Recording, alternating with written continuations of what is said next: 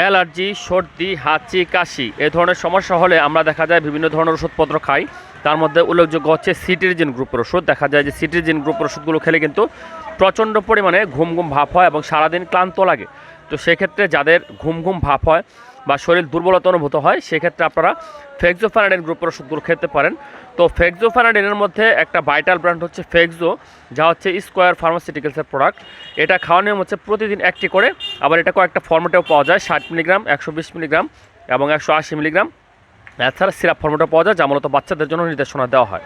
তো এই ধরনের ওষুধগুলো আপনার একেবারে সুসহনীয়, বিশেষ করে যাদের চুলকানি, শ্বাসকষ্ট, হাঁপানি, নাক দিয়ে পানি ঝরা, চোখ দিয়ে পানি ঝরা, হঠাৎ করে অ্যালার্জির রিয়াকশন হওয়া, বা এই যে এখন ধুলোবালুর কারণে যাদের দেখা যায় যে হাঁচি, কাশি, সর্দি লেগে যাচ্ছে, সেক্ষেত্রে এই ধরনের ওষুধ হতে পারে আপনার জন্য খুবই এফেক্টিভ এবং কার্যকরী।